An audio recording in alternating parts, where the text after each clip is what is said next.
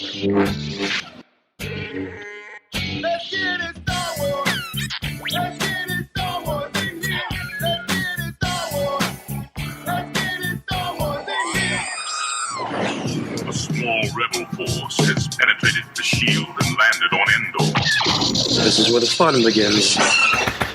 A long time ago, in a galaxy far, far away. This is Rebel Force Radio, your source for the Force. Star Wars news and commentary With Jason Swank and Jimmy Mack. I've seen Star Wars 500 times. Star Wars #1! This station is now the ultimate power in the universe. I suggest we use it. Now it's time for Rebel Force Radio. We would be honored if you would join us.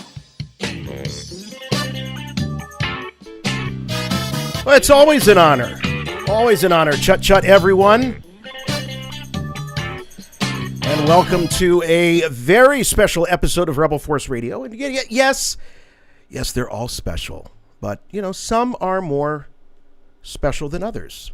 Like your kids. If you got more than one kid, some are more special than others. It's important to teach your kids that. Everyone is special, but some of us are more so. No, I'm kidding. You don't want to tell your kids that. No, but it is a very special live edition of Rebel Force Radio. We're calling it Thursday Night Live. Basically, we found ourselves missing the connection that we had with you all throughout the Mandalorian after shows. We're not doing the Mandalorian after shows right now. That's on hiatus, along with the Mandalorian. And so we needed an excuse to get together. We said, let's do it. Let's make it happen. So if you like these, we will drop them in once in a while. And we're going to set the table with a few topics, but anything and everything Star Wars related is fair game tonight. Dangerous, of course, yes, but we are trained professionals, thankfully. And, well, I'm not a trained professional, but I know one guy who is, and that is my good friend and yours from Chicago, Jimmy Mack. Hey, Jason. Hey, Star Wars fans. Glad to be back with RFR Live. I missed everyone on YouTube. I see you guys all very active in the chat. So we'll be looking at the chat, and we'll be taking your calls tonight, too. So we do want to hear from you. Hey, bring up stuff that we really don't get a chance to talk about too often on RFR, like comics and novels, because that would be a very one-sided conversation if we had it on the normal show, since I'm the only one who reads that stuff. Jason is allergic to reading, we've all learned. Yeah, no, I try to avoid it as much as I possibly can. He does. It's not good. He considers listening to an audiobook reading it, and no, that's not true. That's not true. Oh, no. We're going to get into that. Okay, this is great because I know there were a number of folks that also agreed with me that reading and listening, while not the same thing, are essentially the same thing. But if you feel that way, you should give us a call. No, he says. No, they're all wrong. You're wrong. They're two different activities. We want to hear from you guys. 708-866-1737. That's 708-866-1RFR. You'll be calling us up, and then you'll talk to our buddy Tyler Page from the Babu Freaks. He's helping us tonight. He's screening calls, so you won't be talking to a bot. You'll be talking to Tyler. There he is. Look at this guy. Wave Tyler. Tyler, the call screener, is what we're calling. He's in action. He is in action. Yeah. Very exciting. Very exciting. So you'll get to Tyler before you get to us, and then he'll put you on hold, and you'll be put in a queue. And then once you get to your point where you come on the air, you'll hear a little beep, and that means you're on the air with us. And yes, let's get into it. Let's talk Star Wars tonight. I love these shows because they're unpredictable. I also love these shows because it provides you guys with listener interaction with me and Jason. So that keeps us on our toes as well. So there's no rundown tonight, no agenda. We just want to talk Star Wars with Star Wars fans worldwide. So give us a call, 708-866-1737.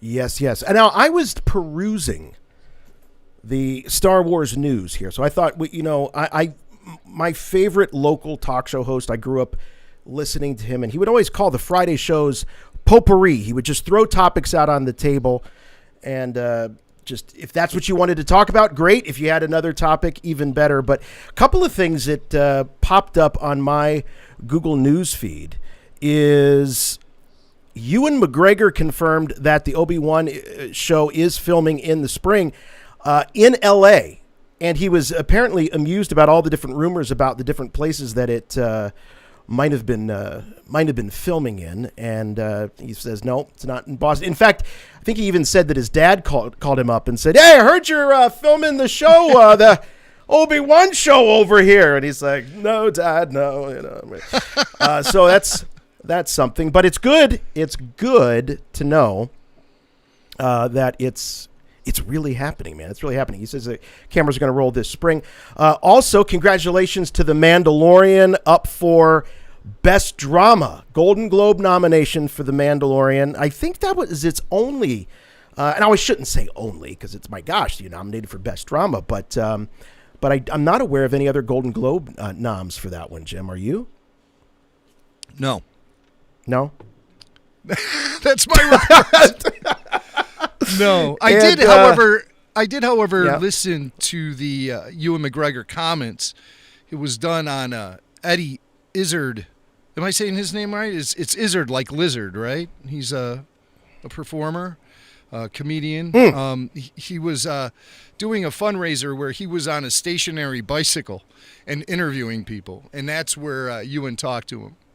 And Ewan did confirm that they are shooting in L.A. So, yeah, those sets that are out there in the countryside in England, those are specifically for Andor, which contradicts reports from the ever-reliable Sun in the U.K. So, but the award shows and stuff, you know, I haven't been. Is anybody keeping up with that anymore? I think at some point, you know, we were talking about this. Yeah, I was just going to say, because we were talking about this off air a bit, is that Jimmy has the ultimate answer to too many options and too many choices in life. And the answer is? Just don't participate. Just don't participate. I don't watch television anymore because there are just too many choices. I don't wear deodorant anymore because there's too many choices. But no, when presented with way too many options, I usually turn around and walk away. So, but that wouldn't be the case with Star Wars, I don't think. We'll see. We'll certainly see. With 10 streaming shows on the horizon, we might be in a situation where we pick and choose our Star Wars. I know people are already doing that. Like we mentioned, Jason, you primarily choose to blow off the novels and the comics because it's fluffy stuff a lot of times. So a lot of times it's not worth the time invested. At the end of it, you come away disappointed. I don't know, you don't want to go into Star Wars being disappointed. But dude, before you go on, I gotta throw this up here because this headline caught my eye. Check this out. Star Wars: The High Republic changes what we know about Jedi sex. Oh boy. So, I mean, I consider myself a pretty learned Star Wars fan, but I don't know much about Jedi sex. The only I know two things about sex in Star Wars. One is that the late great Irvin Kershner said that a kiss in Star Wars is the equivalent of sex. One, of intercourse specifically. Quote him. Sorry. Quote the man. He says it on The Empire Strikes Back director's commentary. Irvin Kershner clearly says a kiss in Star Wars, and he's saying all of this while Han kisses Leia. He's saying, "Oh, look at them! Ooh, a kiss in Star Wars is equivalent to sexual intercourse. Ooh." Ooh, I don't recall him doing the oohs, but maybe I was doing that. I actually like the oohs. I can hear Chris doing the oohs, but in fact, Tyler, our esteemed show observer and call screener, has his own thoughts on this because he's actually read this thing. And Jim, I don't know if you came across any Jedi. I guess what it's about. We should. Not yet. Of course, they're looking for a very. A suggestive clicky kind of headline. But what it's about is, I guess there's a scene where there's some flirtation going on via mind with the Jedi of the High Republic. That's what Tyler explained to me. And then when he said that, immediately I'm thinking that sounds Star Trek-y. A little bit. Well, the Spock mind sex into the head and Yeah. stuff. He puts his hand on the forehead and they start reading minds, or they share minds is what it is. So you get freaked out by everything that freaked out that person in their whole life. That freaks you out. Yeah, a little bit, but it's more in terms of how the Jedi are empathetic towards each other. I think that's more what we're talking about than like a mind meld sort of situation. And I picked up a little bit on that. I picked up a little bit of that in the first novel by Charles Soule. The second novel was just released. I think it's called Into the Dark. It was just released by Claudia Gray, and it's a young adult novel. It's long. It's like 11 hours audiobook. But and I am doing the audiobook. So I'm not criticizing anyone who Whoa, come on now. Well, they didn't give me a free copy of this book, so I'm doing the audiobook instead. Usually when they send me a book for review, I actually do read it. I like to read. Sometimes the narrator's voice gets too dominant in my experience. When do you like to read? When do you find time to read? What's your time? Bedtime. And sometimes in the tub, but bedtime. I do take baths, ladies and gentlemen. It's very relaxing. So yeah, I'll sit there and I'll read. Sometimes on the can. Oh well, yeah, that helps. That helps too. I gotta say, because I know I said I know two things about sex in Star Wars. The first was that kissing was tantamount to intercourse. The second thing is that Hutts breed with themselves, right? Is that established canon? Yes, So that is. Well, I mean, they're asexual or right. It slugs. Was back in the day. Yeah, I don't know if that has carried over into the new fiction. I don't see why it wouldn't. That kind of world building is very necessary to start. Well, I think it all kind of came up. Didn't it come up with Stinky the Hutt? Stinky didn't have no mama. So right. I think there's got to be somewhere Filoni on this show confirming that that Stinky just kind of came out of Jabba. I swear we talked about Hutt sex at one point, but you know the listeners may know and the callers may know. Looks like we've got Tyler. How are we doing out there? I don't see any notes, Tyler. I just see callers. Well, let's just. I don't know. It's a work in progress. I see notes. Somebody wants to talk about Alan Dean Foster. Someone wants to talk about video games like Super Star Wars, Obi-Wan Kenobi show. The Alan Dean Foster one sounds interesting. Let's talk to them. I believe we got Mike. Is this Mike? Want to talk about Alan Dean Foster? Hello. Hey, Jason. How are you? Well, I'm fine. Can you hear me? Yeah. You want to meet? Here's good. My friend Jimmy. I Hey, like you already, Jimmy Mike. well. Hey, Mike. Mike sounds sound nice and clear, times. Mike. Oh, you have? Yeah, Where at? we met up at the Galloping Ghost. Oh. In fact, we I went know out who and had this is. pizza together. You're from Georgia, aren't you? Oh, we went to No. have pizza. No, you're from St. I'm Louis. from I know who downstate, you are. man. This Yeah. is close to St. Louis. This is Mike. Mike, you have a new podcast, don't you? You want to go ahead and plug that? Yes, sir. I do. Oh, yeah, I'd love to. My podcast is called Two Geeks and a Microphone. It's me and my friend Steven. We've been friends since high school. And so far, we've been geeking out all about Star Wars. We're going to get into a little bit other subjects here and there, some DC and Marvel, but mainly it's Star Wars. And we just had Chris Mott on.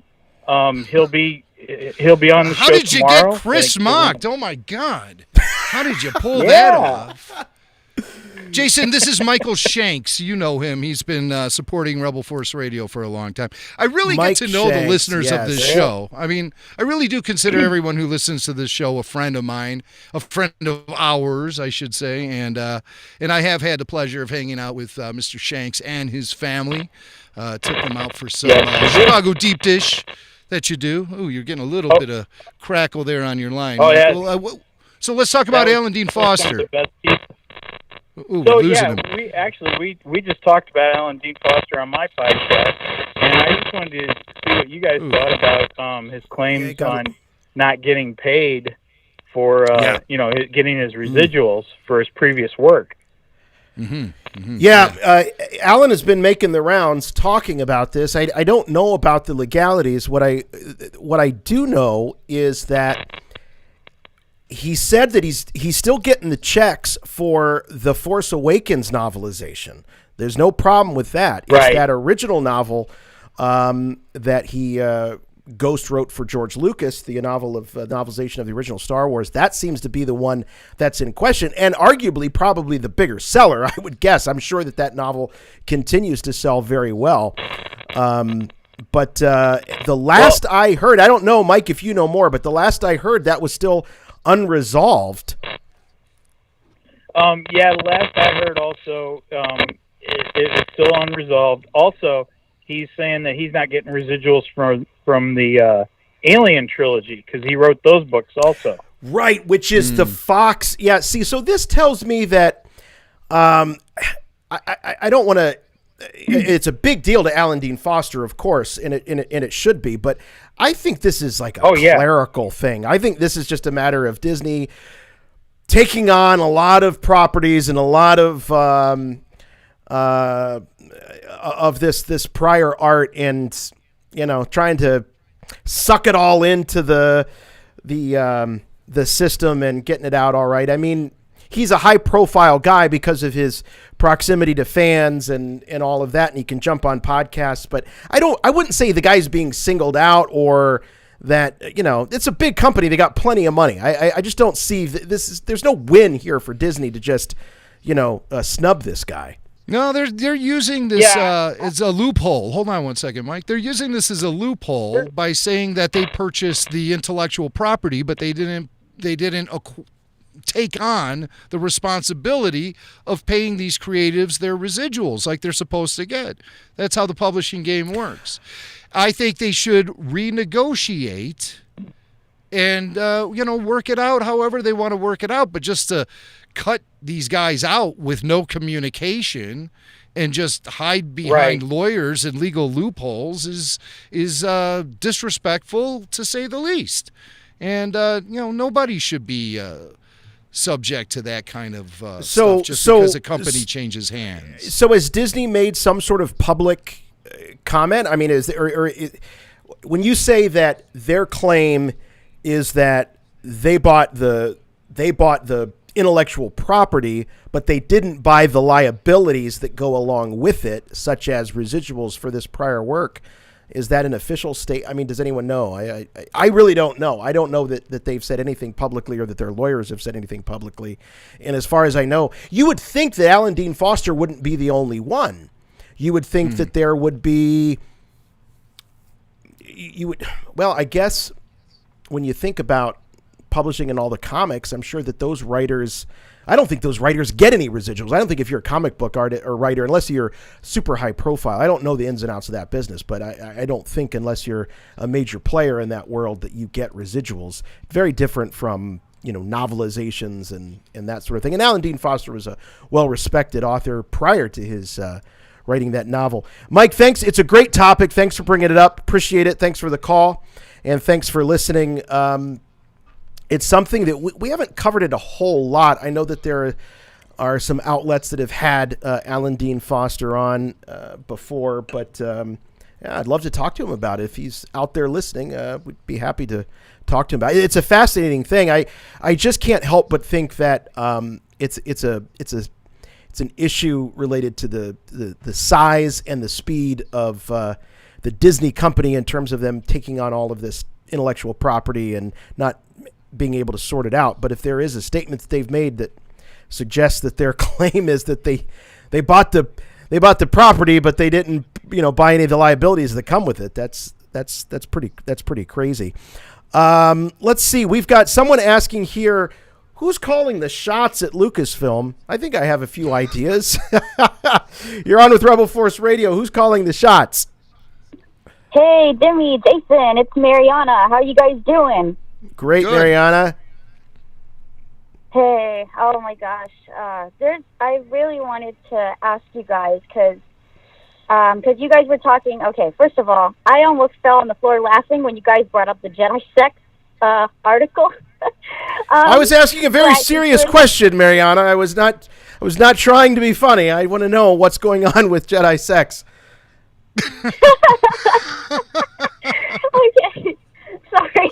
Okay, so because then you were talking about the article, and that really popped in my head about all these rumors going around, because this rumor's been sort of like snowballing over the last couple months. But I wanted to get your guys' take, because there's been reports that there's like a power struggle at Lucasfilm between like people supporting Jon Favreau and those who support Kathleen Kennedy, and how there's been rumors that Kathy might be staying at Lucasfilm due to the whole situation with COVID.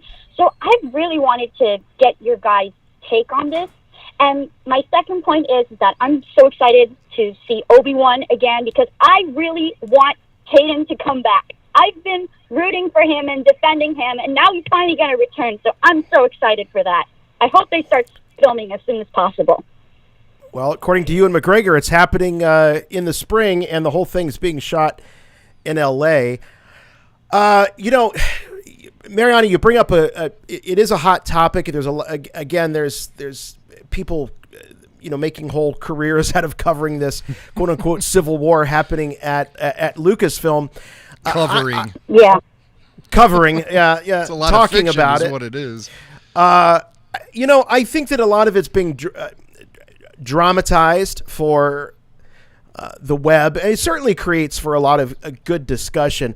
I don't think that there's really, my take, Jimmy might have a different take. My take is that I don't think there's a civil war. I think that people are kind of firmly rooted and planted in what their responsibilities are at the company. And there's a group that is, there's the Favreau Filoni group, and I don't think they're a faction. I don't think that they're working actively against Kathleen Kennedy or anyone there at Lucasfilm or Disney. I think they've got their charge, they've got their mandate, they're going forward with it.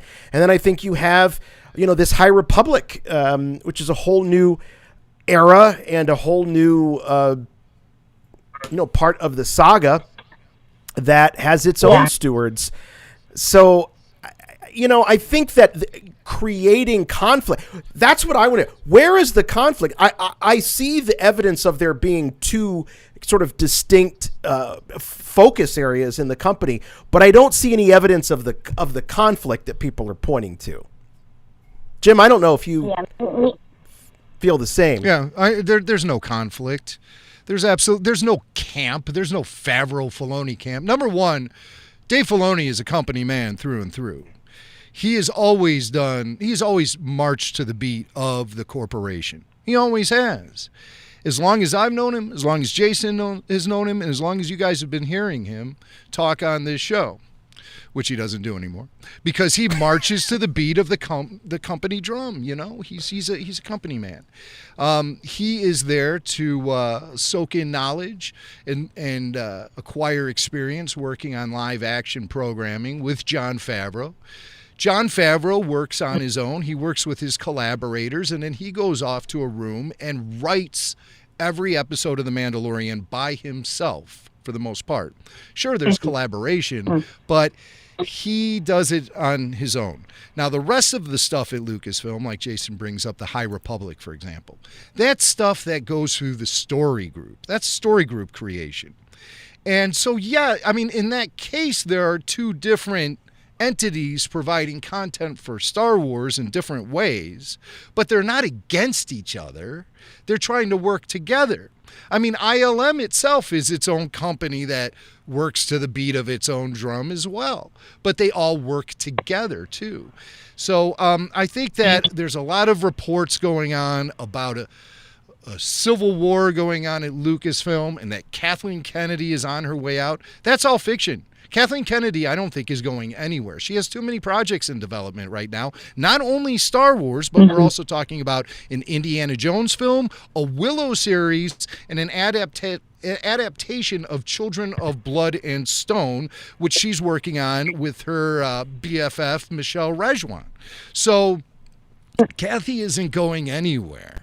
Favreau isn't taking over. Kevin Feige isn't taking over. Those guys, their plates are full, and they're doing what they do best, and they do a really good job at that stuff. They're not going to run some arm of a big corporation. It's just not going to happen. It's not in the cards. So I think that a lot of the stuff is just pure fiction, like Jason said, made up for YouTube clicks. I don't ever hear anything about stuff like that going on behind the scenes. I mean, there's always going to be sniping going on, infighting on any project, at any company, in any sort of industry. That's especially always going to be. Especially when you have a lot of egos involved, there's going to be competition, some of it friendly, some of it not friendly.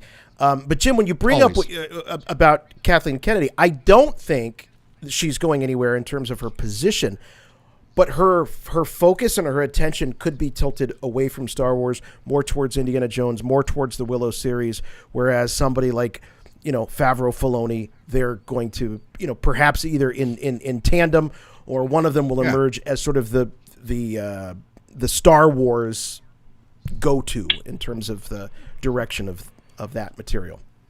Yeah, that could. I mean, it's impossible for one person to be in charge of all the different projects that are on the horizon for Star Wars in a creative way.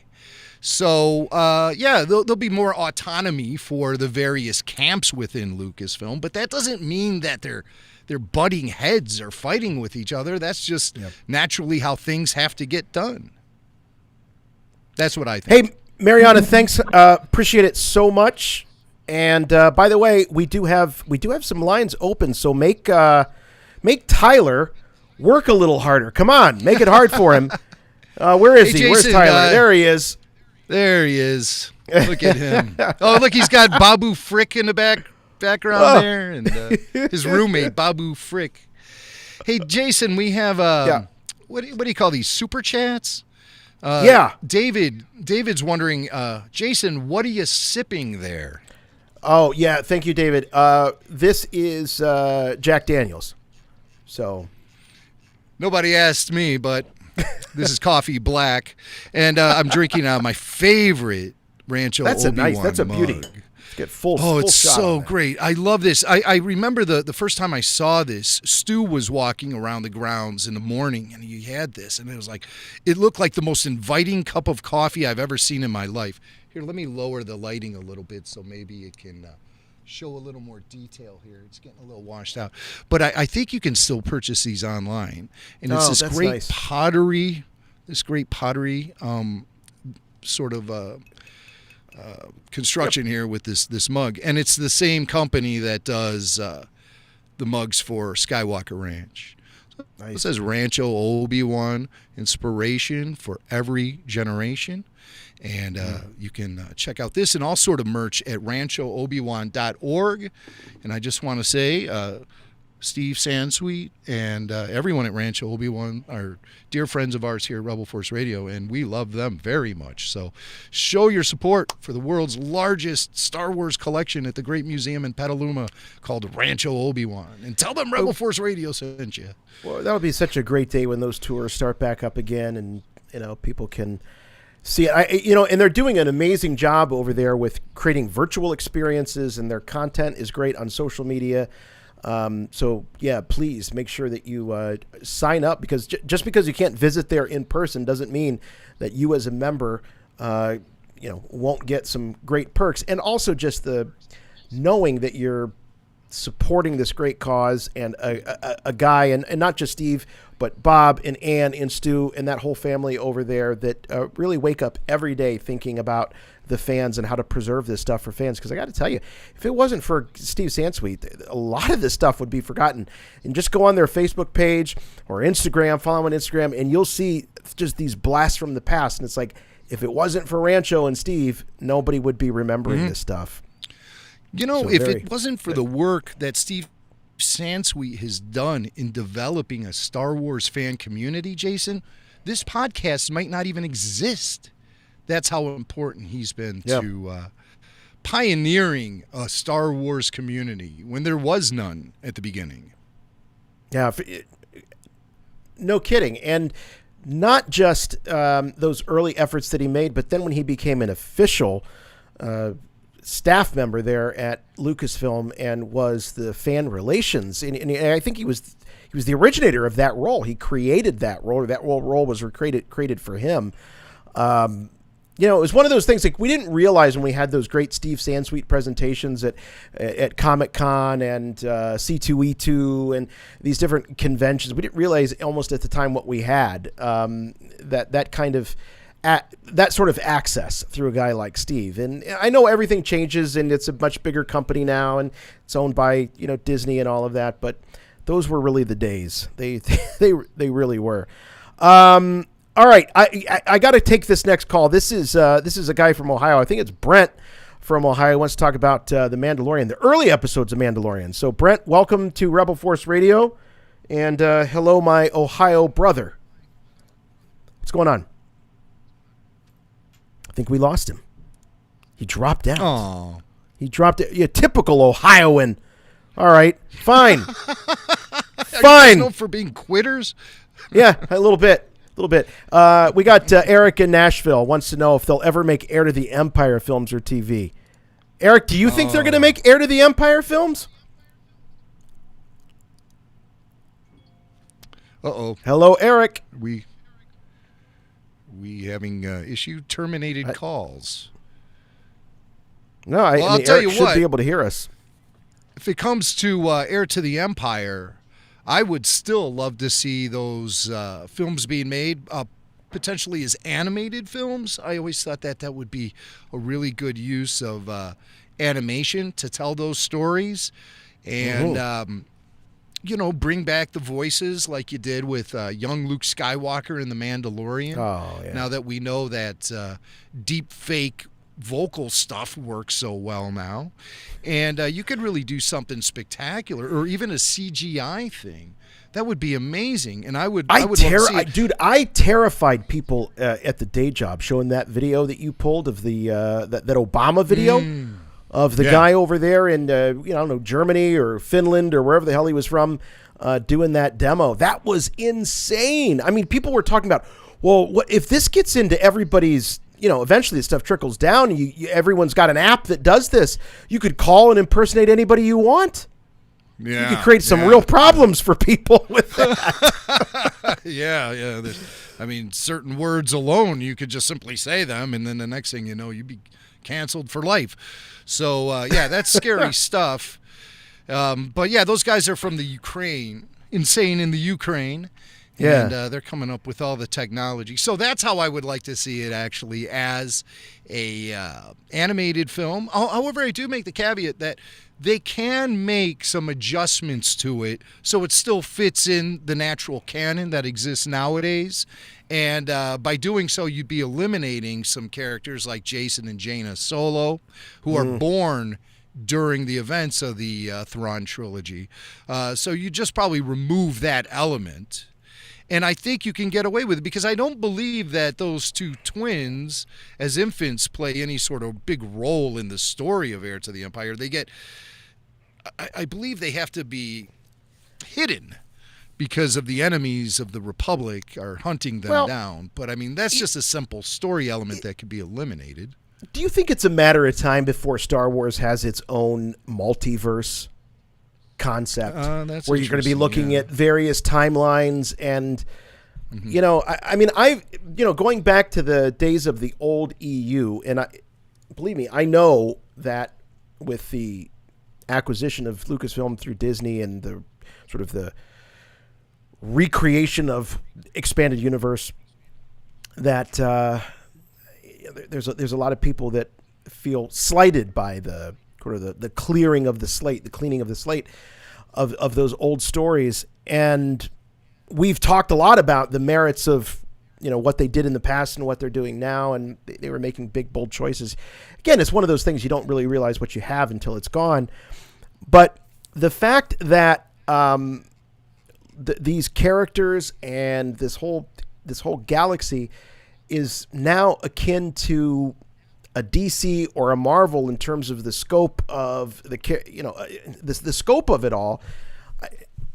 It's something I have to accept. I have to accept that there is no longer going to be a very definable canon, in terms of, anyone's capacity to grasp it all. Growing up, there were 3 movies, right? And if you watch those 3 movies and maybe read the novelizations, you pretty much knew the Star Wars saga in total.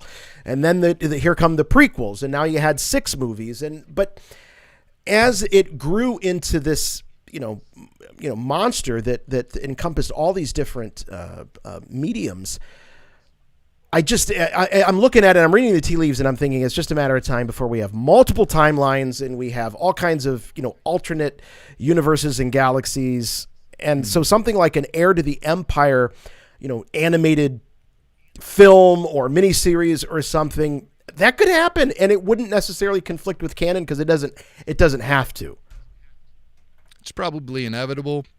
I also predict 10, maybe 20 years down the road. Let's say 20, that they're going to eventually remake the original trilogy. I mean, I dread it. I don't want it. I dread it. I don't want it. But, they've remade everything. Once they did a remake of John Wayne's True Grit, I knew nothing was off limits. So, and that was a good movie too. I like that remake. That was very good.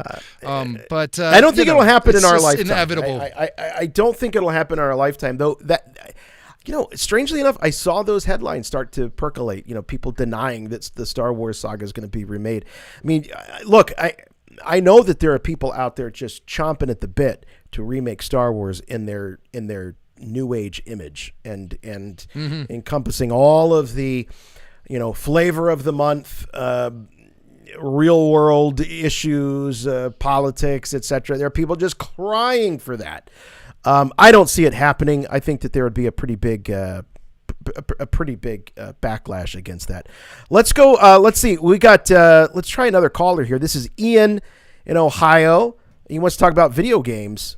Come on, Ian. Save us. Are you there? Hello, Ian. I don't know what's going on. I don't know what's going on. Everything looks good. Everything looks connected. I'm not getting any kind of errors that we are not connected. Let me see if I can bring someone up. Yeah. Why don't want me to try? Yeah, try it. I'm going to return. I don't know if you're going to hear it. You might get that echo, so I don't know if I should do that. Oh, give it a whirl. I don't care. No. Yeah. All right. Just see what happens. Yeah. Just see what happens. Here we go. Eric. No, I'm not getting anything either. Eric, this is really strange. Okay, you can try Ian. You can cut that now. I'm gonna try Ian. Here we go. Oh, it looks like I have 2 people on here. Ian and Eric. And I'm not hearing them. Hold on. Let me.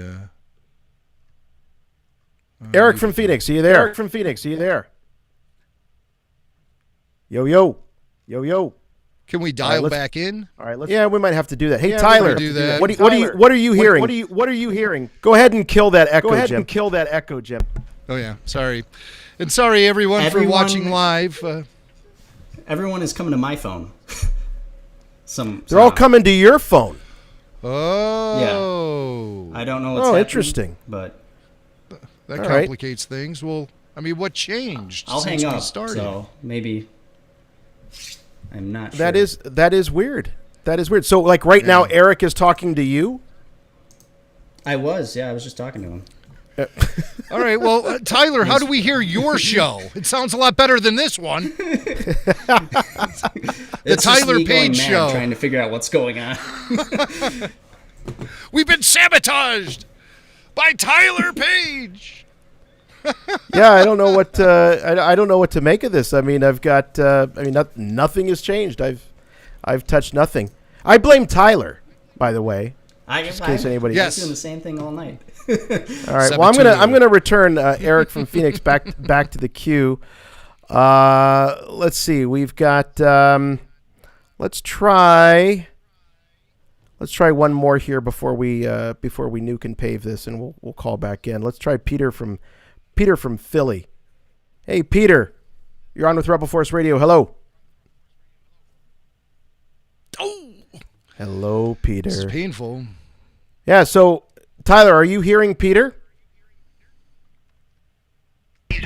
No, I'm not. I hung up because I thought, maybe my connection was messing up something. Okay. All right. Well, I'll tell you what we're going to do. We've got plenty of time left, so let me go ahead and I will go ahead and take care of this right now. All right. I don't see any reason other than this is just sort of a glitch with the switchboard, which is sometimes glitchy to begin with. It can be. So. It can be. By the way, if any of you out there listening to the show are experts at computer programming and app development, please create an app that's reliable, that allows us to take live calls. And but you know what we can always do? We can always rely on the chat. We got lots of people in the chat. Lighten it up. So, so let me go ahead and I'm gonna hang up here and we'll call back. So bear with us a moment. When you listen to the podcast this week, you're not gonna have any. Thank you for calling Call-In Studios host and call screener line. Please This guy, enter your we show love this number guy. and press pound. Yeah. All right. Enter your 6-digit PIN number. All right.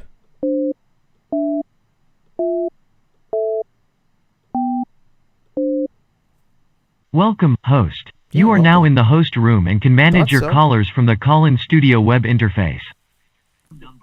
All right. All right.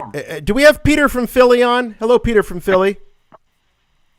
Hey, you guys there? Hey, there he is. All right. Beautiful. Yeah. Peter, I never, All right, hey. never love to hear someone's voice so much as as your voice right now. Great to hear from you. Well, All right, I don't care what you want to talk about. You can talk about anything you want. All right, I'll toss the question out and I'll jump off the line because I know there's a lot of No. Okay. Well, hey, listen. Yeah. So I know, with everybody at home, unfortunately, we've been watching movies, and I've been watching all those Golden Globe nominated movies and everything on my TV, and something's lost. Even on a 65-inch TV, there's something lost. It got me thinking. For me and for a lot of people, Star Wars and the movie theater experience goes hand in hand. It was Jedi was the first movie I saw in the movies, and a lot of other folks probably Star Wars movie was the first movie.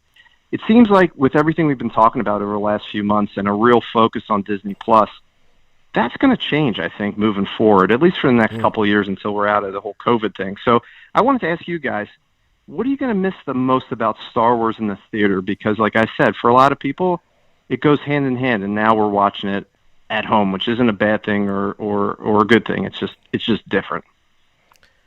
Well, that's a good question, Peter. The first thing that I thought of was that when you go back to that original film, and I wasn't there. I was just a newborn at that time. When you go back to that original film, people in my family and friends that I've talked to that experienced it, they all talk about that epic moment when that Star Destroyer came overhead, and history was made at that moment. History was made.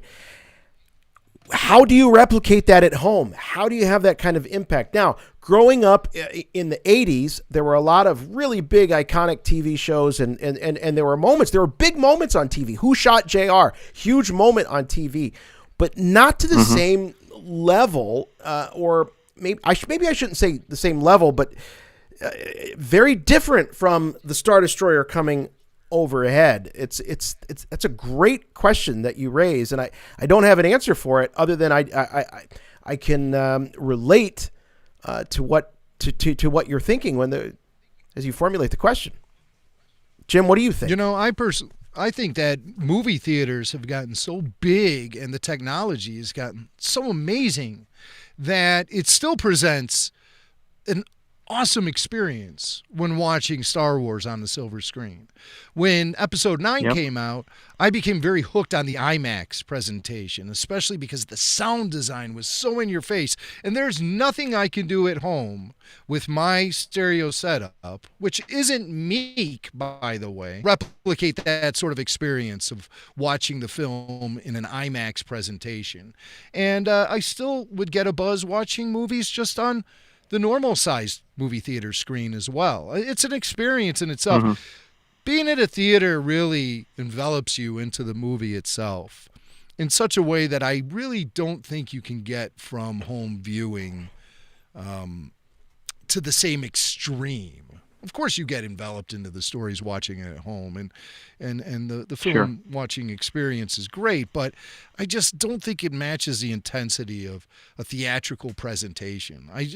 For as good as our home theater setups are getting, it still doesn't match the quality of seeing a film. And of course, Jason brings up the first sequence in the original Star Wars with that never-ending Star Destroyer that flew overhead. I was there in the theaters. I saw that happen in 1977. It made me crap my pants. So I think, though, however, I find it just as exciting experiencing newer films on a big screen as well. I get overwhelmed. Here's when I get overwhelmed, is when they become these CGI muscle flexing sessions that just go on for inordinate amounts of time, and you're sitting there watching this, like a city get destroyed for 45 minutes. That starts exhausting me after a while. I prefer some balance in a film as well. And that's one time when I the theatrical experience might grate on me a little bit, are those big CGI destruction fests that are never ending. But other than that, I think there's still a great value as to going into the movie theater. Peter, I'm curious, what Star Wars generation are you? Are you of the OT, the PT, the expanded universe, Legends, as they call it now?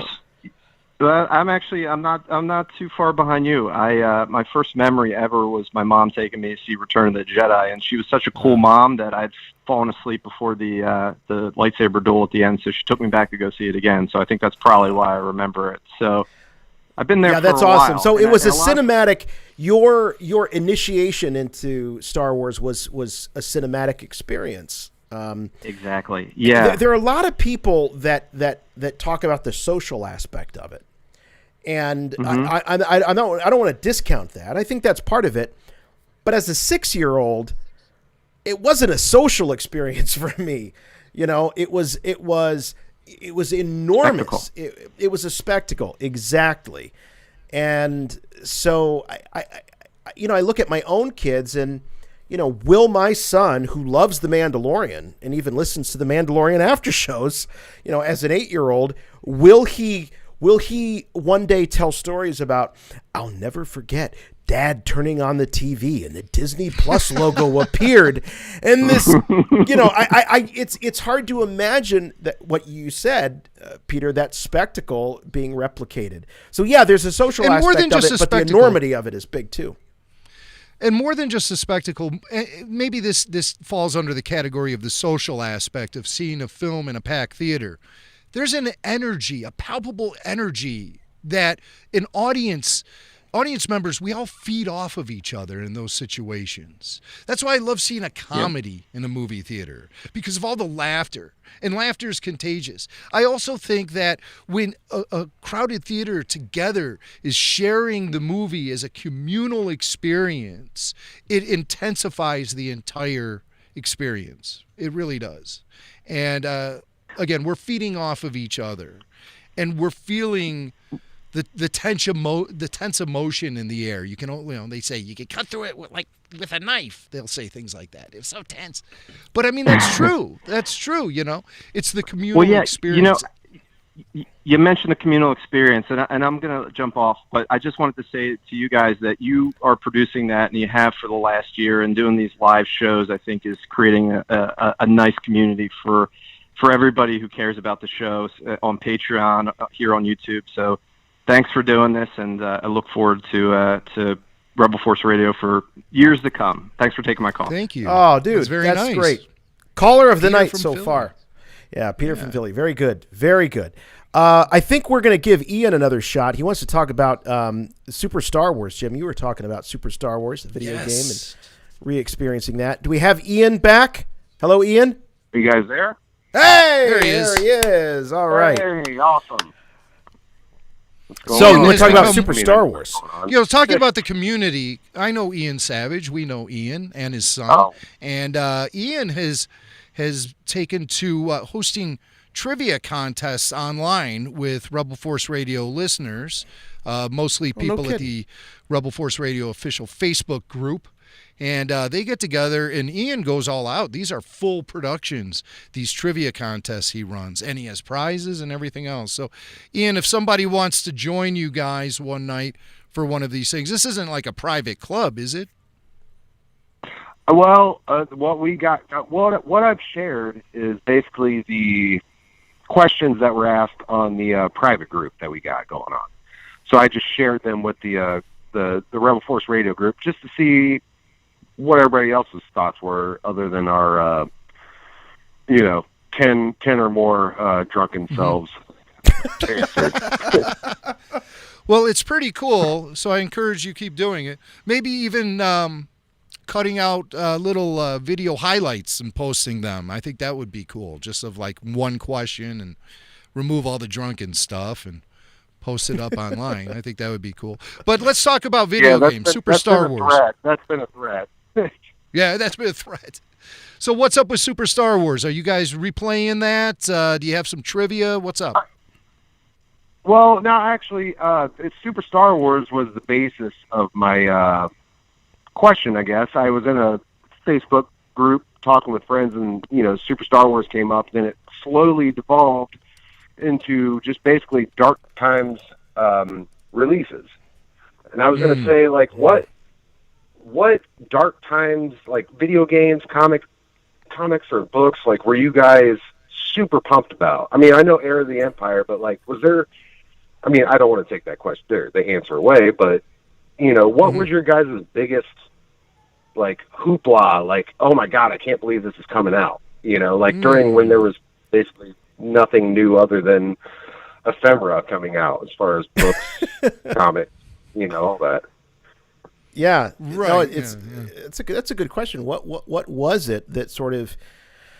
I have two distinct memories that I'll just mention. One was going into my favorite section of the B. Dalton bookstore in my local mall. Was, of course, the movies and TV and entertainment section. It's one of those things. I just have such a profound memory of. I can smell what the store smelled like, and I remember the actual rack of the books. And I saw Steve Sansweet's book. We were talking about Steve earlier, Star Wars from Concept to Collectible, and that came out during the dark times. And it was like, wow, somebody's still talking about Star Wars and writing about Star Wars, and all these pictures of these great things that I had as a kid. That was a huge memory. And then another would have been, and this is right at the precipice of, I think what really pulled us out of the dark times was, I feel like the dark times ended with the special edition re-releases. And that's sort of the bookend I would put. And I remember walking in with my girlfriend at the time, my wife now, walking into a movie theater and seeing this enormous cardboard standee promoting the special editions. We were going to see the Marty Stouffer movie with like Wild America, I think it was called.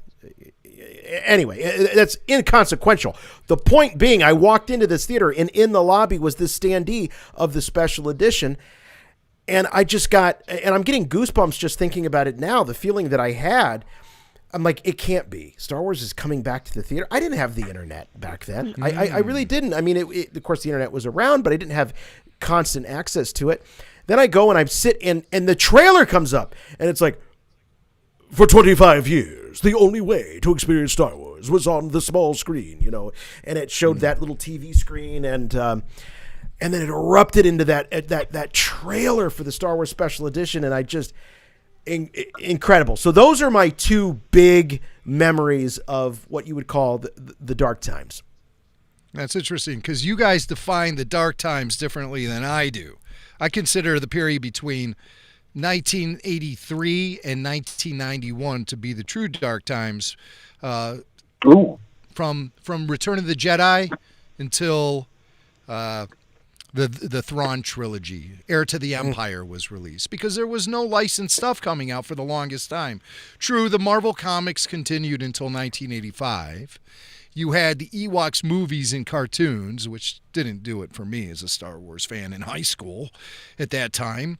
And the action figure line also wrapped up in 1985. But at that point in time, I had removed myself from purchasing those figures. It wasn't until about 86 or 87 when I discovered them all on clearance that I started snatching them up and pulling out the old vinyl cases again and starting to rekindle my interest in Star Wars.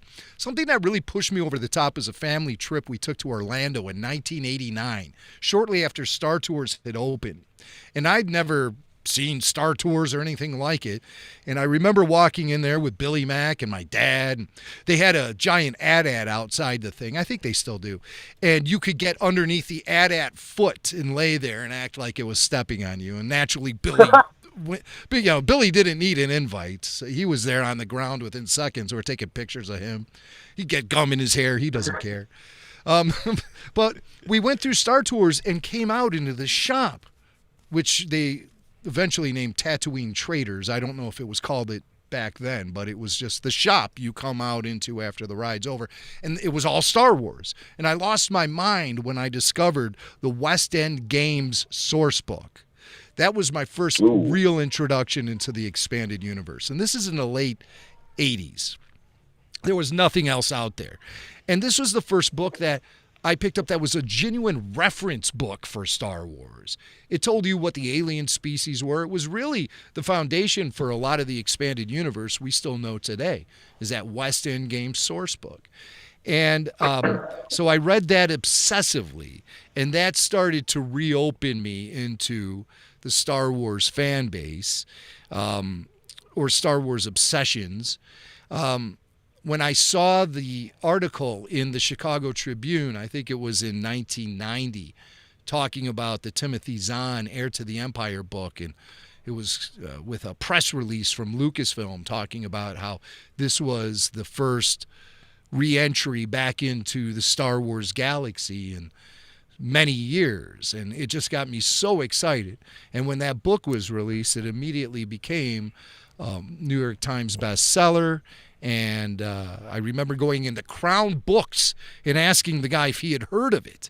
He goes, "Heard of it? It's the #1 bestseller." And he points to the wall where all the bestsellers are, and I see it there, Star Wars. I was like, holy crap, this is amazing. But I didn't really feel like Star Wars had returned to the mainstream until 1995. And that's when the THX VHS tapes of the original trilogy were released. And you suddenly started seeing Star Wars everywhere, like at the checkout line at Walgreens and places like that. And I was thrilled. Also, you had Star Wars Insider magazine was in publication. There was another magazine called Star Wars Galaxy from Topps. And that filled me in with all the Star Wars news I needed until the mid-90s when I finally got online. Then I really became very active in Star Wars fandom. Our buddy Aljon Go checking in saying, love West End Games, grabbed it immediately when it showed up.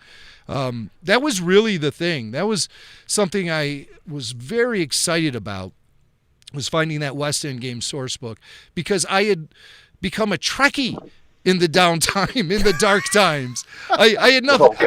I was It desperate. happened to I a was lot of desperate. us. It happened to a lot of us. TNG was on the air in syndication. I mean, it was, God loved TNG. It really helped Yeah, me. those awesome commemorative plates, man. From the Franklin Mint. Yeah, right. So, but I became a Trekkie in that downtime. And you're right, TNG was extremely popular, especially on college campuses where I was hanging out in that time. And I found myself purchasing books about Star Trek that gave all sort of information about the characters or blueprints for the Enterprise, and I would look at that stuff saying, how come we don't have this kind of crap for Star Wars?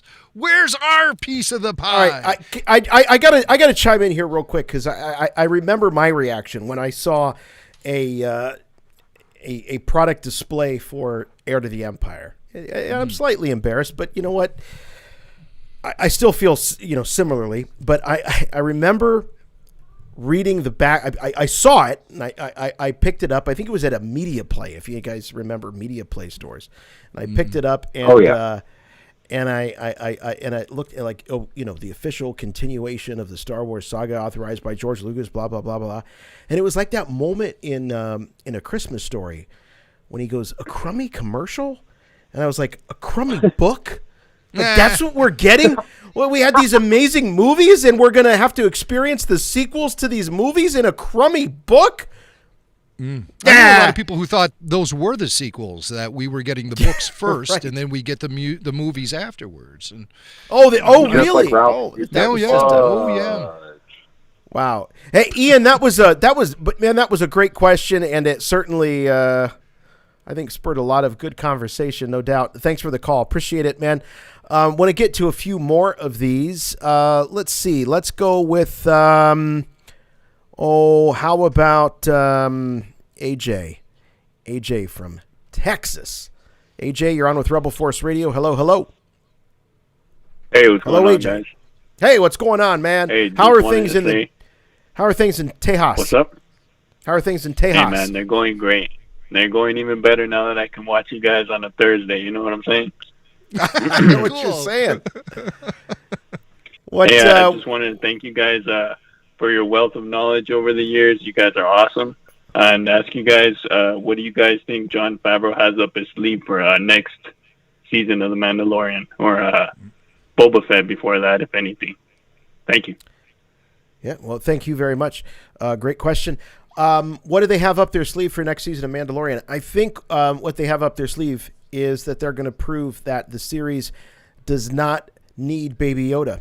And I know. I love Baby Yoda. And I think that Grogu as a character is going to be very, very important to the future of Star Wars. And when I say future, I mean post-sequel trilogy. I think Grogu is going to be a character that is going to have a lot of, I think he's going to inspire a lot as the Star Wars saga unfolds. But I think what Season 3 is going to prove is that they don't have to rely on the cute baby. And there are so many moments and so many episodes that prove that. But if you ask the average person, and I consider my family to sort of be the test audience for this kind of thing, they just think that it's impossible for the show to go for a whole season without Baby Yoda. And I think we are going to get a Baby Yoda-less, Grogu-less Season 3. And I think that it's going to prove that those characters from, Din Djarin across throughout the what do they call them? The owls? What are the night owls? What's that group? What's the Do they have group a name? They do. They do. They have a name. I think they're called the Night Owls. Or somebody from the in the chat will confirm. You might know. The Bo-Katan gang? The Bo-Katan gang. I think they're called the Night Owls, aren't they? Yeah. Anyway, that's there's what some Ryan is saying in the chat. He's saying Night Owls. Yeah, Night Owls is right. Yes. So I think they're going to explore that, and not that they are setting out to prove something without Baby Yoda, but I respect the fact that they can walk away from something that made the show, that helped make the show. So that's what I think they got up their sleeve. I think they have up their sleeve an incredible season that is going to prove that it doesn't need Baby Yoda to bring in the stream numbers. Yeah, I agree. I think we will see a little movement away from Baby Yoda. I think Din is going to be more involved with the Mandalorians that he hooked up with, like Bo-Katan. I think she's going to be more of an emerging character as season 3 goes on. There's definitely going to be some sort of conflict over this Darksaber.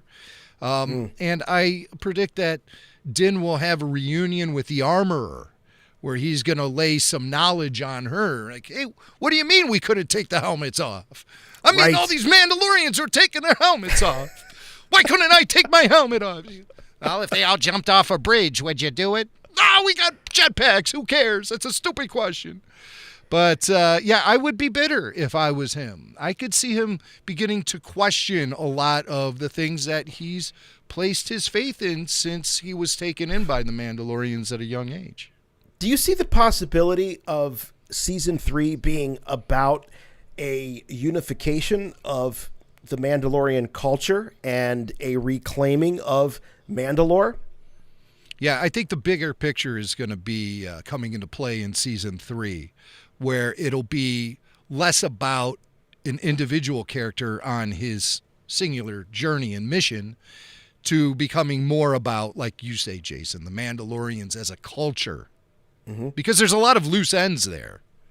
Yeah. Yeah, I mean, you could look at it like the title of the show is about a singular character, but then you could also sort of look at it in sort of a grander scheme of what does it mean to be the Mandalorian.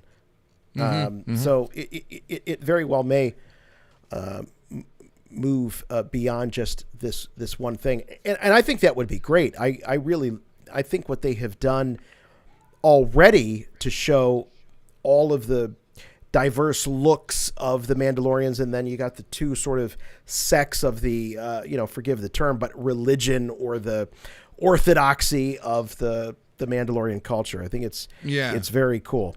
I think that's going to come in. Hey, as long as we're talking about TV shows or streaming series, Clark gave us a super chat, and he's asking, of the new Star Wars projects announced, which do you think will feature the most Force users / lightsaber action? Force users lightsaber action of all of the shows that have been released or have been talked about. Wow, the number of Force users. I can't think. I guess maybe the Acolyte will probably provide that, given the fact that it takes place in the High Republic era where the Jedi are aplenty. Nothing else happens in a period of time where you've got that kind of proliferation of Jedi skills, I would think. Right. Clark is saying his money is on Kenobi.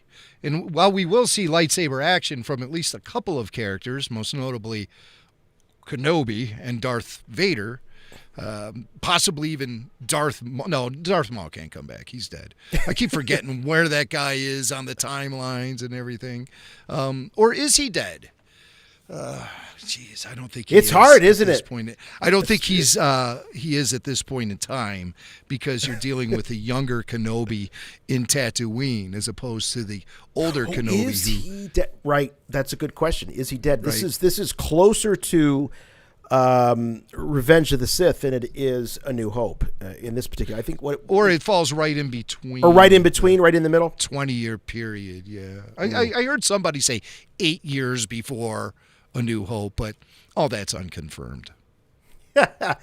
All right, let's Eric from Phoenix. He's been waiting a long time. He's been very patient. Eric, what do you got for us tonight? Good to hear from you. Hey, chut guys. Chut. Hey, my question for you guys is around Hasbro and action figures. Now, you guys have talked, obviously, let's pretend there's no distribution issues. Let's pretend you can walk into Walmart, Target, and you can get whatever stuff you want from an action figure standpoint. Okay. What would you guys want Hasbro to put out to satisfy your fan collecting what you want? And once again, pretending there's no issues with getting stuff on the shelves. Okay, it's very simple for me. I'll go first and just say I want to walk in and I want to see a branded line of Mandalorian action figures. It's the number one show streaming in the country or in the world, however they aggregate those numbers. And the fact that I can't go in, I've said this before, and buy my son who's super into Mandalorian. I can't say he's super into Star Wars. He's super into Mandalorian, and grab a Cara Dune and a Mandalorian and a Grief Karga off the pegs and bring him home and wrap him up and give him to him for Christmas or a birthday. It is inexcusable. Inexcusable. So I would say a branded line of Mandalorian action figures would be amazing, and that's what I would expect. Yeah, how those figures aren't out on the shelves now that 2 seasons have come and gone. And they're just, I think, leaving a lot of money on the table. And there's a bunch of reasons for that, from licensing fees to crappy distribution, etc. But it's really become shocking lately. If I was running Hasbro, I would attract the adult collector in a much better fashion than the way they do. And the way I would do that is by offering a subscription service to the action figures as they're released. And I would pay more attention to what the older collector wants, because we're the ones with the disposable income. We're the ones who are spending the money. All I hear nowadays is how kids don't want toys. They just want phones and computer screens. And while there may be some basis of reality to that, action figures will still sell. And that's been proven. The vintage collection does sell. The kiddie crap doesn't. There's something out there called Mission Series, and it's kiddie crap, and that's all I can find. You know why? Because the vintage collection sells. So sell it. Sell it to the collectors who want to purchase this stuff. To ignore the collector base is just stupid. Dream action figures I would like to see, especially with the Clone Wars revival. Give us that spider leg Darth Maul. Deluxe figure. Great. Who doesn't want that? Come on. You wouldn't be able to keep that thing in stock. And then, bringing things up to a more contemporary level, I still want to see the... there's several figures from The Rise of Skywalker I would like to see. Most notably, I would like to see a deluxe figure of Palpatine on a crane. What's so hard to figure out here? Where is that figure? There are so many really cool things from... the sequel trilogy, and in particular Rise of Skywalker, that talk about just leaving it on the table. I mean, really left on the table. Palpatine on a crane is a great one. So Hasbro has done this Fan First Friday thing where they announce new figures that are coming out, and they didn't announce anything from The Mandalorian. They announced an Ewok, Paplu, which they show on a vintage card, and the picture is of Ramba the Ewok. It's not even Paplu. These people aren't even paying attention over there. Hasbro needs to slap themselves in the face, splash some cold water on their face, drink some coffee, and wake up. Because they're asleep on the job right now, and they're leaving. Drop that mic, J-Mac. Drop that mic. That is absolutely. That is true, Eric. It's always great. We can always rely on you for a great conversation starter. That's good. We could go on and on about Hasbro, but the fact that I look over at my collection and the fact that I don't have a Beskar 6-inch Black Series Mandalorian on my shelf right now, and I pre-order this stuff. As soon as it hits, as soon as the pre-orders and the solicitations go out, I pre-order, and it's just awful. And like I said, with Christmas and being so excited as a Star Wars dad that my son was into The Mandalorian, and not being able to go into Target or Walmart and buy up those action figures for him was just sucked. It really did. It totally sucked. Let's see. We've got Aaron from California. He wants to talk about Rangers of the New Republic, which is one of those shows that's got me probably the most curious of all the stuff that was announced. Aaron, hello. You're on with Rebel Force Radio. Hi, guys. Hello. Hey, Aaron. What about Rangers of the New Republic? You have something that you want to share? An opinion? Yeah. Thought? Yes. I was hoping for your guys' thoughts, actually. So, I've heard you guys talk about Rangers of the New Republic, and I heard your guys' commentary on it, and it sounds great as a standalone, but Kathleen Kennedy described all these shows as really tightly interwoven. I was wondering how you think this show will be interwoven with all the other ones in the timeline. So how will Rangers of the New Republic figure into the overall timeline? Are you talking about sort of that Filoni Favreau-verse that... Right. Yeah. Okay. Great. Thank you, Aaron. Appreciate it very much. Rangers of the New Republic, I mean, that's the one that... It's a big question mark for me. It's the one that has me, I think, the most excited. I feel like when you look at Ahsoka, you know what to expect. We kind of have some ideas, not an idea, some ideas for the Boba Fett book of Boba Fett. But Rangers of the New Republic, I think, creates a whole, a big question mark for me, because what I want to know is more about what happened after the fall of the Empire. I want to know about how the rebels were able to consolidate control, power, whatever you want to say, government. That's what I'm excited about. And the fact that Rangers implies, and Jim, we kind of broke down, the term Ranger, what it might mean from the Lone Ranger to other different definitions and connotations. And I'm looking at them sort of being on the frontier of the galaxy and sort of letting people know, so to speak, hey, there's a new sheriff in town. There is there's new law and order. It's a new government. It's a new system. It's the Republic. That's kind of what I see. And I still feel like Cara Dune is going to play a part in that. And I don't know why I feel that, but I do. Well, I mean, look at all of these series that happen within this time frame. You have The Mandalorian, which is about Din, Ahsoka, which will be about Ahsoka, Book of Boba Fett, about Boba Fett. So you have Rangers of the New Republic, which gives you the opportunity to have more of an ensemble cast and widen it up a little, bring in more characters that can be focused on. And I think you're absolutely right, Jason. It's going to be about the New Republic sweeping clean the galaxy of the Imperial remnant and bounty hunters and pirates and things like that. All the good stuff we like from Star Wars. That's what I think primarily the show will be about. And you'll have some of your bigger picture things being introduced as far as the state of the galaxy. That'll happen in this show. Whereas the other shows are more smaller, focused specifically on individual characters. This will be more of a big picture thing featuring lots of characters and addressing the big issues of the galaxy at large. And then that will all come together in, I predict, a theatrical experience of film release, The Mandalorian episode 1 or whatever they're going to call it, or however they're going to bring it all together. So you think they're going to in Avengers style bring all of these series together into a cinematic event. Right. And what we're talking about is potentially characters that might spill over from Book of Boba Fett, The Mandalorian, Rangers of the New Republic, and Ahsoka. Yeah, it'll all come together, but it'll be a fresh story that can stand on its own.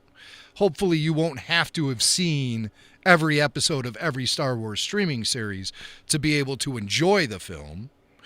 But to us who have obsessively watched every episode, there'll be plenty of payoff there too. So I think that's the direction things are heading in. I didn't feel that way originally when the announcement was made that the series were all going to come together for one big event. I thought it was going to be Mandalorian Season 3 was going to be the big event where all the series would come together. I thought we'd be seeing Rangers of the New Republic before Mando Season 3, but I don't think that's the case at all.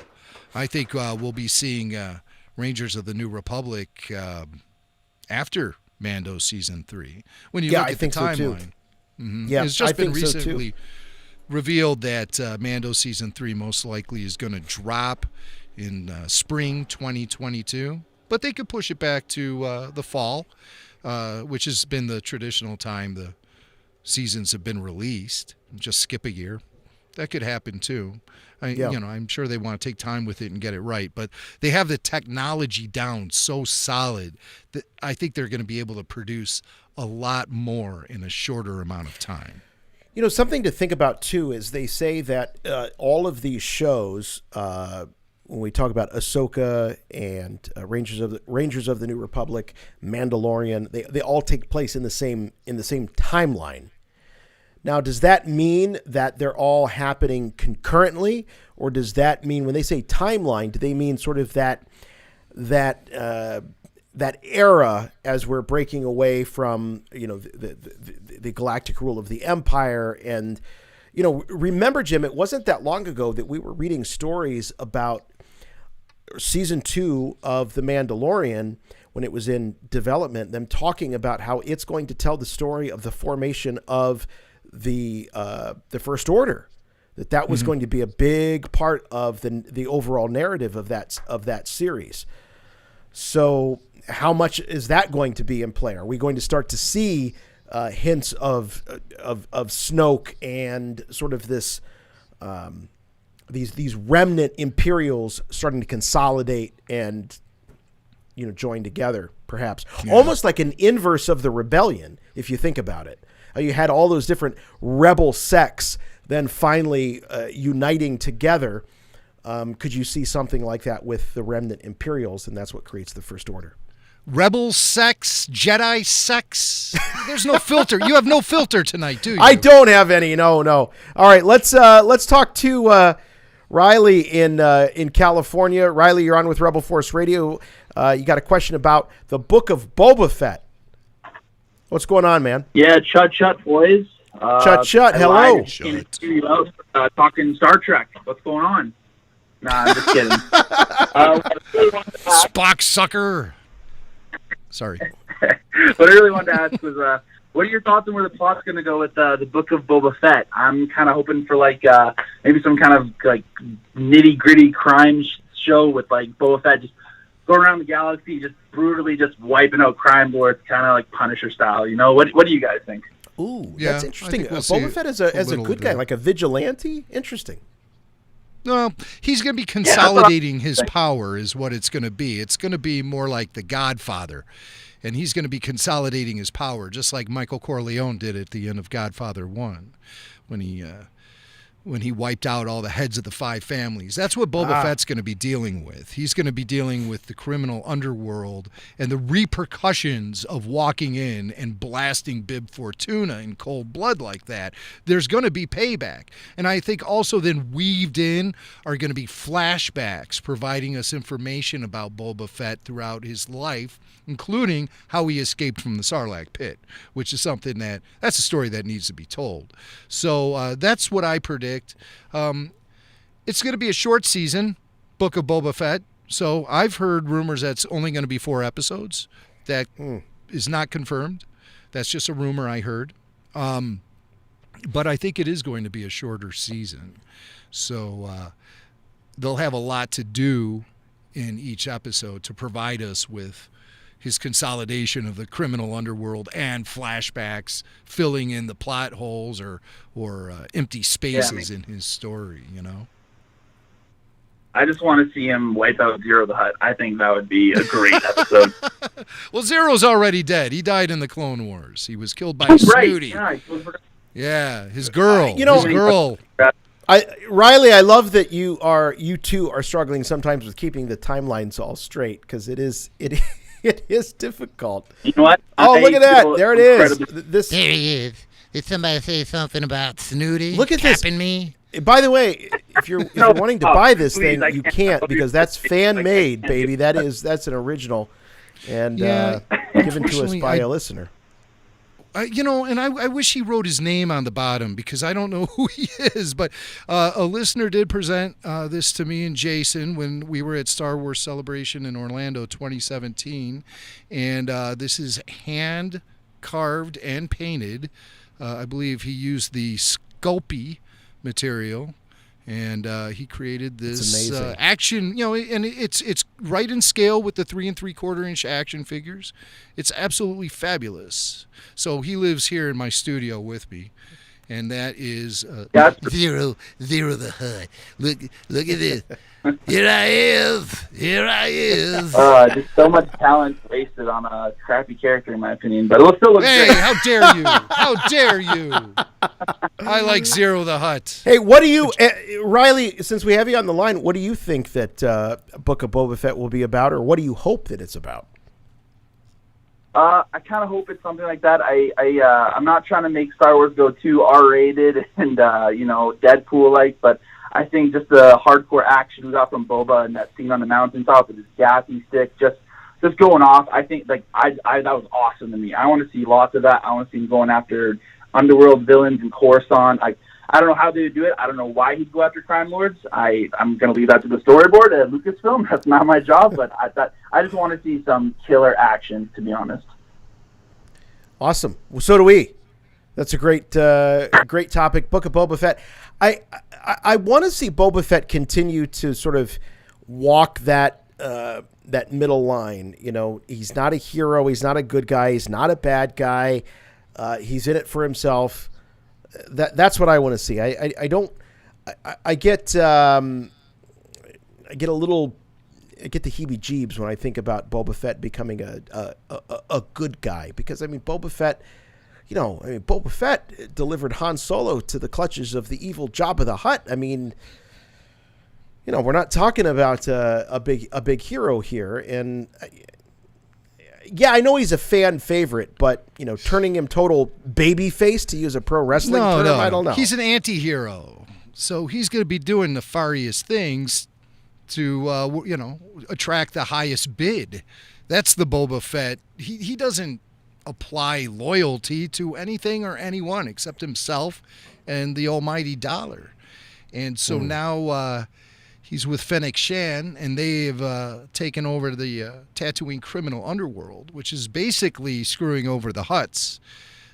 True, right. Bib Fortuna is sitting on the throne, but I'm sure he's part of the Hutt cartel, and that's whose attention Boba Fett is going to be attracting as he tries to consolidate power in the criminal underworld. So that's what I think is happening. 4 Midwest Guys gives us a super chat saying we can expect the origins of the First Order and Palp's return coming out of the Filoni verse. So according to 4 Midwest Guys, the whole gang of them, they're all thinking that Filoni is going to be filling in the blanks to provide us with a little bit more backbone to the sequel trilogy, which needs a lot of backbone. But it was fairly effective, the work that George and Filoni did to provide additional backbone to the prequel trilogy and the Clone Wars. So I think that it's a job that can be done. And if anyone's going to be doing it, it'll be a guy like Dave Filoni. Agreed. All right, we've got time for just a couple more here. Let's see. How about Aaron from New York? Let's talk about the big Disney slate of series. Aaron, you're on with Rebel Force Radio. Hello. Hey guys, how you doing? Very well. Hey, Aaron. Good evening. Hey, I just want to talk about all the new Disney Plus series coming out, and you guys felt a little overwhelmed with such a big slate coming out, plus the Rogue Squadron and Taika Waititi movies. Yeah. Especially after the reputation that Wonder Woman 2 got with Patty Jenkins. I know that's a movie and not part of the Disney slate, but just it seems I don't know. I'm overwhelmed with all this content, and I just don't know if you guys are feeling the same way, or if you just want a little bit at a time, or. I don't know, Aaron, do you have to do live after shows after every episode of every new series? Right, exactly. That's what I mean. I feel a little overwhelmed. That kind of content too. I think it's going to be paced well. I don't know. I mean, what do you guys think, Jim, Aaron? Do you think that we're going to be seeing any of these shows being streamed concurrently? Yeah. You think so? I think that's going to be hard to avoid. I mean, that's hard to avoid, isn't it? I mean, there'll be some overlap. Maybe they'll be specific about what airs when. So maybe an animated series and a live action series can coexist within the same schedule. 2 live action series, that might dilute things a little bit, but we'll see. We'll see. I mean, we could be dealing with even more right. stuff coming down. But we've got 52 weeks in a year. We've got The Mandalorian, which has established this sort of 8 episode per season model. That leaves a lot of room. I'm not saying that they couldn't roll right into each other, which would be great. It'd be fun to be doing these live after shows every week. Yeah. But I don't see them tripping on each other in terms of, on Wednesday night, this show drops. On Friday night, this show drops. I don't know. It's possible. It's possible. I think it's very possible. And I also heard Andor is going to be a 12-episode season, and it's going to be 3 seasons worth of programming. So we're talking like 36, 40 episodes of The Mandalorian. I'm sorry, of Andor. And I'm really looking forward to Andor, too, because I've been watching Rogue One lately. And the more I see that film, the better it gets. It just gets better and better every time I watch it. So loving that. And other shows on the horizon. We haven't talked much about the Lando series, and that's currently in pre-production. They have writer and a showrunner in place for that. What's going on over there at Jason Swank's house? It's very distracting. I know. I'm sorry. I had a little. I have a visitor right here. Let's this talk is the to Parker. Mandalorian super fan. Hey, well, he doesn't have. I know. I hit him on accident. I swear, folks. I'm not an abusive father. Didn't you hit a kid once at a convention too? I did. In front of I his did hit a kid shocked at a convention. father. You punched I him did. right in the face. That was. All right. I'm sorry, buddy. I didn't mean to hit your leg like that. But you're on with a whole bunch of Star Wars fans right now. Do you have? What would be? Let me ask you a question. What would be? I love. Did you see how he was trying to play the "I'm hurt" game, and then he started laughing? Yeah. You're All not bleeding, kid. What are you most looking forward to in the next season of Mandalorian? Come on, give me something that you're looking You're forward to. not going to get an answer out of him. Look at him. He's not Look at him. talking. He's covering up his mouth with his hands. I know. You're not a podcaster. Yeah, look at that. Yeah, blah, blah. This kid Blah, talks blah. nonstop. We have deep conversations about The Mandalorian and the motivations of all those characters. And you put a microphone in front of him and he goes, blah, blah. Choked. Get out of here. You're choking. Yeah. All right. Good night. Beat it, kid. If you're not going to Have a good contribute. Oh, that's wonderful. Isn't Jason such a good dad? That's great. I don't know about If my kids that. came in and interrupted the show, I'd be like, get out of here. Get out Well, of here. you know what? He's one of those kids where you look at him and you go, well, it's a good thing you're cute. Yeah, Good my thing kids you're are cute. all adult men now. They'll come in here and just kick my ass and laugh about it. So, and All right, that's so not Jim, how you- the show is going to end. The show Not will at all. Not end with a big finale of that happening. Definitely not. Not on the air, at least. Thanks a lot, Aaron. Appreciate the call. Let's see. We got time for one more. I'm curious that you think that these shows might actually be running right on top of each other. Mhm. We could be Yeah. looking at multiple shows dropping within a given week. That's fascinating. All right. We got follow up to our talk about the Book of Boba Fett, talking about the timeline and a time jump. Michael from Oklahoma. Hello. Hey, how Got you an guys doing? observation about very well. What do you got to say about the Book of Boba Fett? You're saying that there could be a big time lapse? Yeah, that's what I was thinking. As soon as the second season ended, I was trying to figure out, what they're going to do with season 3. And of course, you see the Book of Boba in the credits. I think are they trying to help generate a natural buffer in the timeline to give some space to see what happens with Baby Yoda? Maybe it jumps into the future and he's been trained. I'm just curious what you guys think. Wow. So you're saying could the Book of Boba Fett be sort of this transition from season 2 to season 3 of Mandalorian that allows them to say, 10 years later, 20 years later? Boy, I don't know. Maybe I feel not 20 like years later, but maybe just at least a little bit of time, just so that there's some natural room to breathe in the story, and we see the Book of Boba happen, and we know that other things are happening with Jin and Baby Yoda on the sides, and then we kind of reconnect with them but after the problem that's done. is that Baby Yoda, his growth is so is so what's the word I'm looking for? But it's the opposite of accelerated. His growth, Integral. Yeah, I mean his growth is so incremental that even if you looked at, my God, you could do a 20-year span, a 50-year span in terms of Baby Yoda, and you really wouldn't see that much progression. So I think the real opportunity with Baby Yoda or Grogu, let's call him by his name now, is that it can propel the saga well beyond the sequel trilogy. That's where I think the power and the influence of Baby Yoda is going to be, which is post Rise of Skywalker. But it's an interesting question. What kind of bridge will the Book of Boba Fett be between episodes 2 and 3 of The Mandalorian? What do you think, Jim?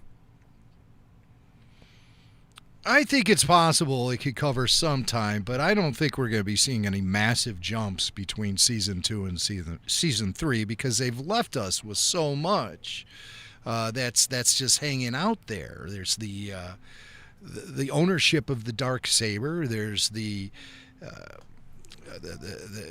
jailing, I guess, or maybe even a trial for Moff Gideon. What kind of information can they extract from him? Or will he be busted out of jail? I think Moff Gideon might have a lot to play when it comes to the origins of the First Order.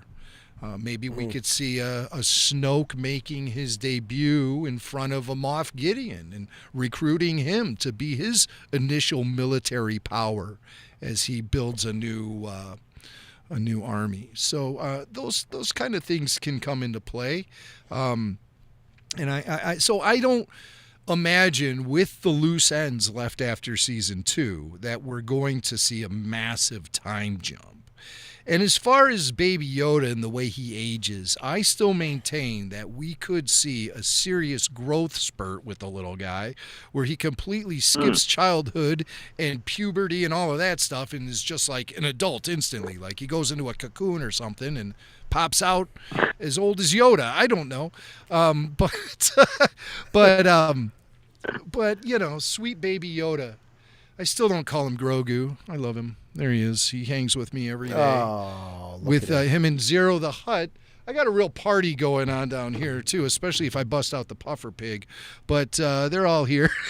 Look at this. Look, what a motley crew. Unlikely. Baby Yoda and Zero the Hutt.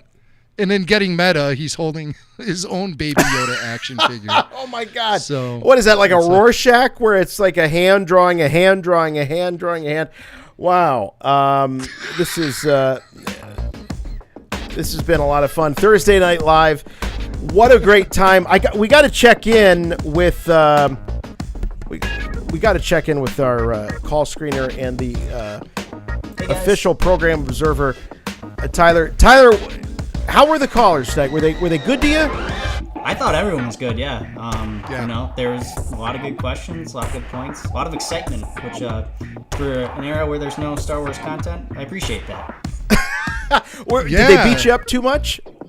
No, I was just jumping back and forth from people, so. All right. Well, you did a great job. Thank you so much for all of your help tonight. Tyler Page, a member of the Babu Freaks, a great guy, and I think we'll have him back. I think he did a great job as our official call screener. Great to have all of you with us. This was a lot of fun. I hope that you enjoyed it. I hope those of you listening to this on a podcast enjoy it as well. RebelForceRadio.com is the website, and we appreciate you downloading and listening to the show each and every week. And please join us. Great way to make sure that you don't miss these live shows is to make sure you're a subscriber to Rebel Force Radio on YouTube. Click that notification bell, and that way you'll get those push notifications that we're about to go live. They hit you about 30 minutes before the show and then right before the show, so you can jump on, watch, listen, and call in.